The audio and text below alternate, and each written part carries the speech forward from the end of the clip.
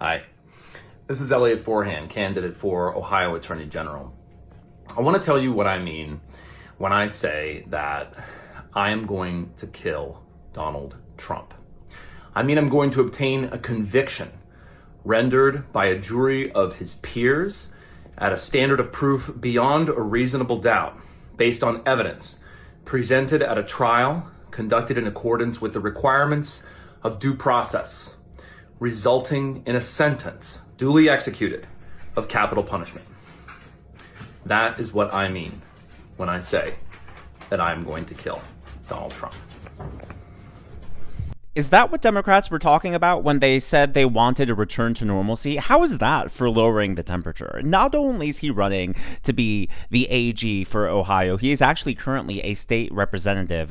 He's just absolutely crazy, obviously, but you don't say statements like that in a vacuum. He actually has a track record for being off the rails, off his rocker. Just take a look at this. Ohio Representative Elliot Forhan's abusive behavior warranted punishment, state found. He was accused of stalking and sexually harassing many of his peers and colleagues. In fact, one of them claimed that he went to her house 2 times uninvited, one of which he left her a creepy love letter, and she even claimed to have a video recording of him saying, "I love you," even though they never had any sort of romantic relationship. Well, a judge unfortunately decided not to instate the stalking protection order because there was supposedly a lack of evidence, and Elliot Forhan, well, he just was not having it. He decided to strike back with this massive defamation lawsuit against both Democrats and Republicans in the Ohio State House, but the judge ended up dismissing that because there was just nothing there for this. It was a huge lawsuit and it just went completely bye-bye, as I imagine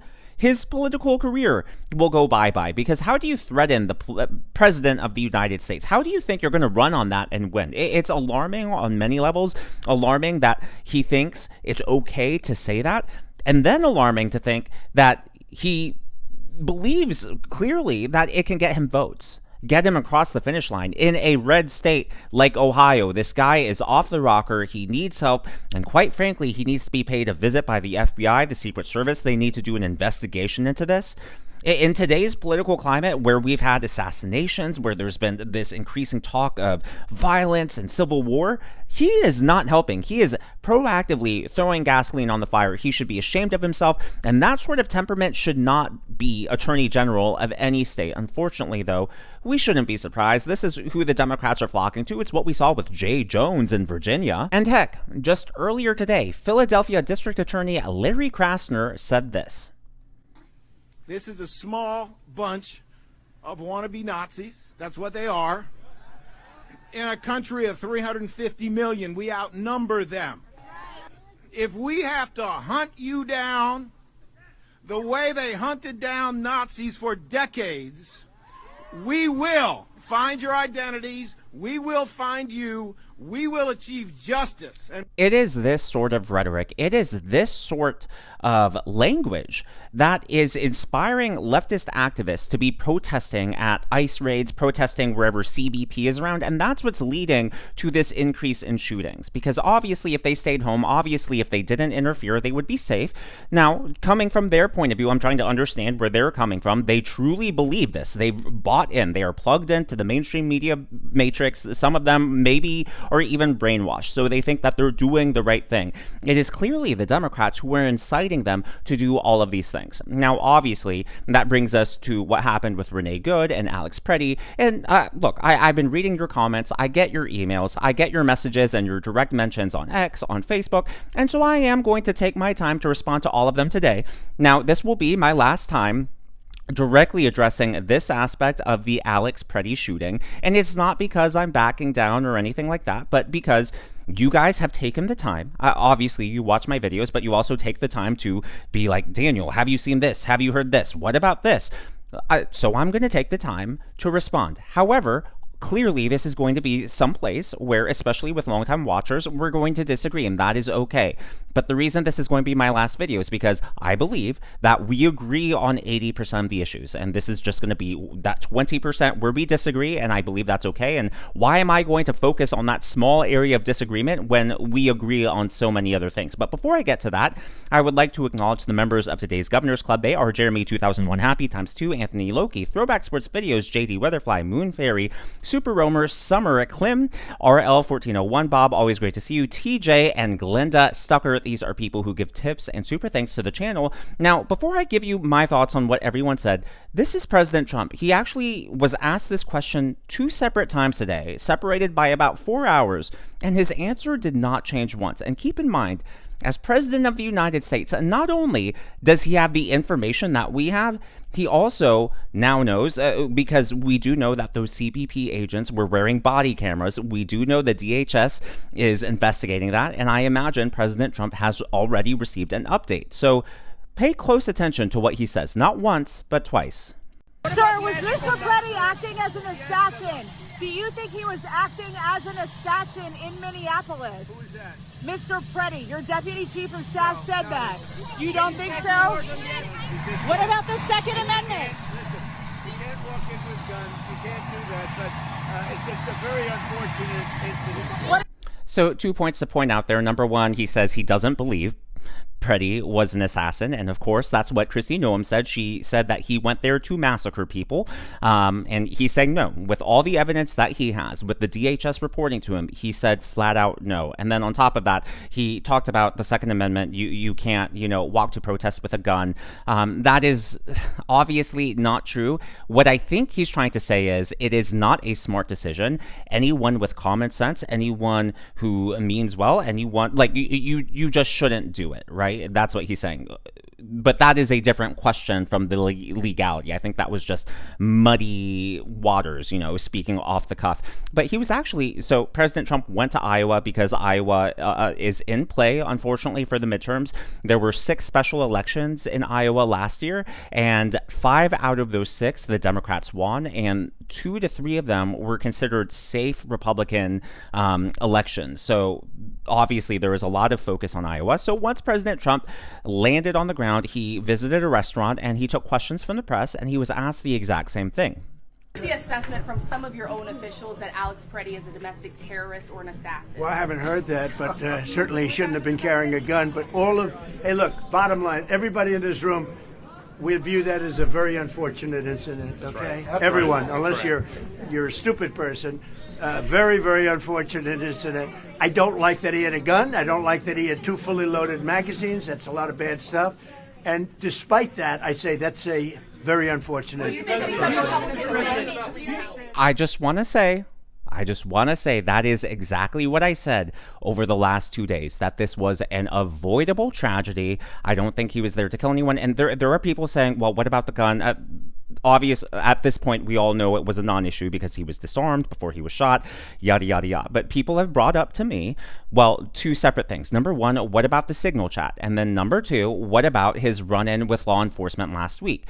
I know I'm going to make people angry with this, which is why, like I said, this is going to be the last time I talk about it, unless there's some sort of breaking news, because I want to focus on the 80% of issues that we agree about and not the 20%. But the signal chat, in and of itself, a signal chat is not illegal. And obviously, there have been a lot of news sources, Fox News, I'm looking at you, and a lot of influencers, basically, they use language like radical planning and Antifa network and all of that. But if you actually take the time to look into the reporting, to take a look into the signal chat, even at the screenshots, what is illegal is to plot an attack on law enforcement, to plot interfering or anything like that. But there is no evidence I've seen so far from these signal chats that prove any of that. So far, what it appears to be is coordination of tracking law enforcement. Now, you might not like that. I don't like that, but it is not currently illegal. That has been reaffirmed multiple times by courts and judges at different levels.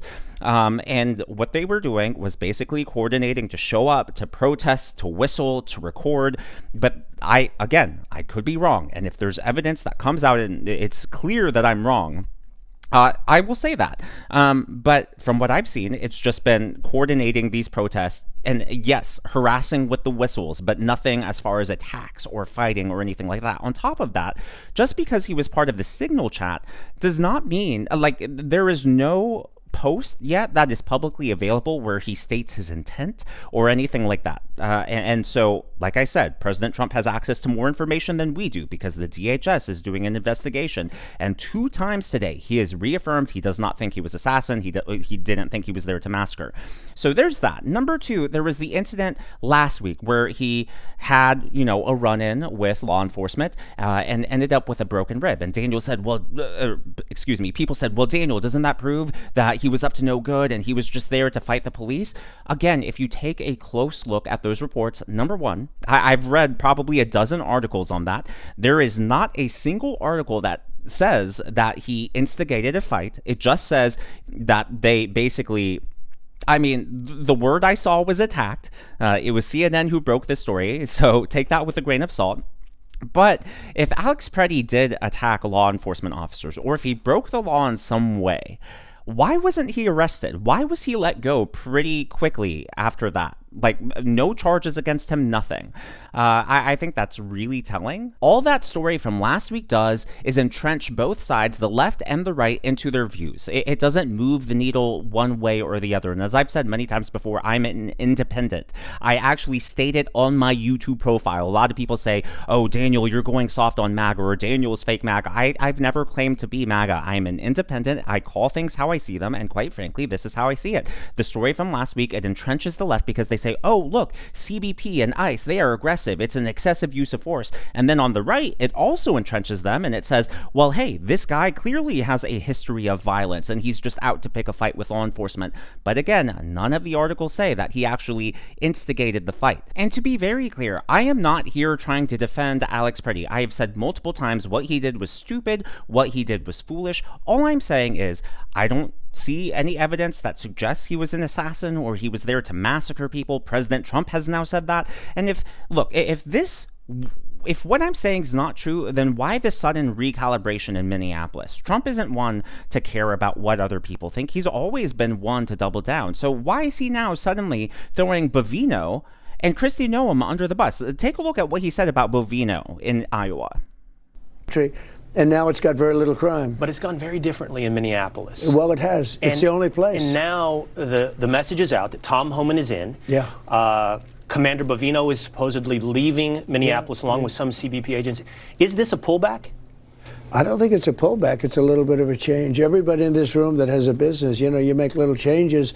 Bovino is very good, but he's a pretty out there kind of a guy. And in some cases, that's good. Maybe it wasn't good here. But you have to understand. Also, for the person in the comments who claimed yesterday that I was lying about Bovino being out, there's your evidence. President Trump was confronted with that. He said, yeah, he didn't deny that fact. So no, I was not lying. And no, I wasn't just making stuff up. It's right there. It's in the reporting everywhere. What we do know is that this narrative of the massacre actually came from Stephen Miller. According to Axios, Scoop blame game erupts over Trump team's false claim Alex Pretti sought massacre. Apparently, during the meeting, when Stephen Miller heard the word gun, his instinct, his knee-jerk reaction was to use the word massacre, and that's the word that Kristi Noem used. What's been crazy is the last 48 to 72 hours, all the leaks coming out of the White House. This White House under Susie Wiles has been an incredibly tightly run ship. There have been barely any leaks, especially compared to President Trump's first term.